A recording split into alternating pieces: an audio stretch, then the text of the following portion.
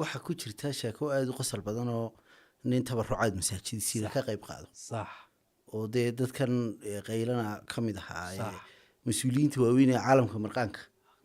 kamid ahaa صح bal sheekada aynu la wadaagno dadweynaha صح sheekadu waxa laga yaabaa imka markay barnaamijka dadku imka waqtigan la daawanayo inay dad badan gartaan waa sheeko dad badan oo kala duwan ay soo wariyeen oo masaajid bay ka dhacday haye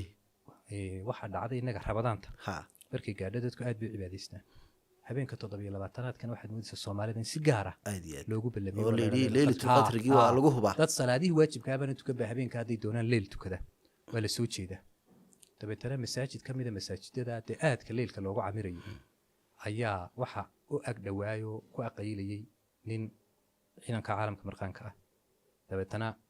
niyad wanaag baa ku jira ilaahay kama quusan cidna kama quusatay ilaahay sida dadka kale u rajeynaya leeyahay qadrigu u rajeynaya wuu iska qaylayay dabeetana wuxuu isla caawa ku tuntunso yaani ku dhaaf dabeetana wuu soo galay masaajidkii buu soo galay ilaa masaajidkan waxa ka socda tabarucaado lacag baa la ururinaya lacagta la ururinaya dhowr qaybood bay isugu jirtaa culimadu ay qoladii ugu yiraahdeen waxa weeyaan qolo marka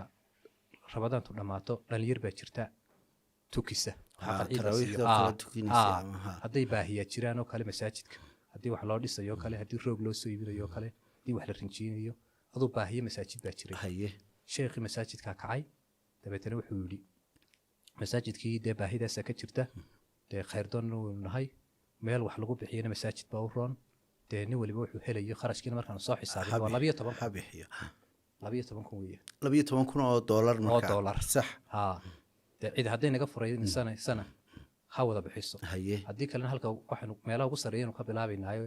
yaa ilaahay wax siiyey waanu ducaynaa 5 kun ee ugu horreeya qaadanaya 5 kun oo dollar 5 kun markuu ninkii maqlay niyad wanaag badan baa ku jira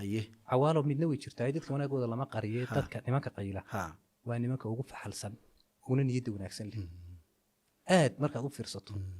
waa niman aad u niyad wanaagsan qalbi furan gacantoodu aad u furan tahay dabeetana wuxuu isla khayrka yaan lagaaga horeyn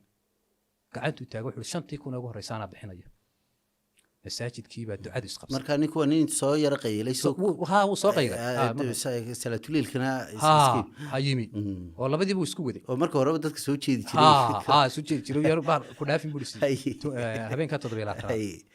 ana bixinay buu haye shantaba ana bixinay ugu horeeya masaajidkii duca isqabsatay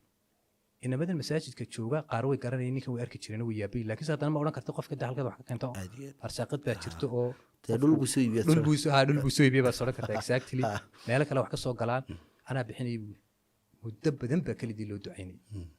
markii ninkii khayrkii dadkii u aftaxay intii dambana si dhib yar bay dadkii u bixiyeen dad isku qora iyo dad yiraahdo bari naga soo doona iyo dad markaa hayiba way isku jireen sidii baa lagu ururiyay sidii baa lagu kala tagay lacagihii baa la isku geeyay 5 kun baa ninkii maqan dabeetana ninkii baa la soo tooytooyday ninkii waa la soo helay isagoo hurda ayaa loo yimi maalinnimadii dambe waa lacagtii kale soo markiiba bixiyay buuli waaba u direeba markiiba lamu suginba in khayrka lagaga horreyn buu siniyay wanaag dadkii dabeetana waa la eegay ilaa ninkan wuxuu diray 5 kun oo shilin 5 kun arrintu way taagnay kawde alxamdulillah horta ninku way yaabay ducadii qaadidii duca lama soo celin karayo ducadii ninkii qaaday oo lagama soo celin karo niyad wanaagna way ka ahayd waxa laga yaabaa 5 kun hadduu hayno sidaa u bixin lahaa saas buu bixin lahaa nimankii way soo noqdeen oo sheekhi baa lagu soo noqdo habeen dambe buu ninka alu yiri inaan khayrdoon ahaaba khalad wax isfahan waa dhacay marka intii dambana ma cid kala bixin doonto marka sidii baa lagu bixiyay shantii ku badib loo ururiyay ninkii inta shantii kun isna khayr buu 0.5 buu bixiyay 0.5 kiisaas waxa laga yaabaa ducadii 5 kun loogu tala galayba inuu qaatay ilaahay sida u aqbalay bixiyay inuu helinba sababtoo ah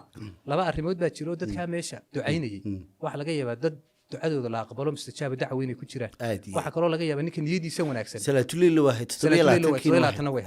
ilaahayna waxaan ka rajaynayaa ninka in loo aqbalay oo ilaahay uu aqbalo niyad wanaag baa ka keenay marka sheekadaasna saas ahay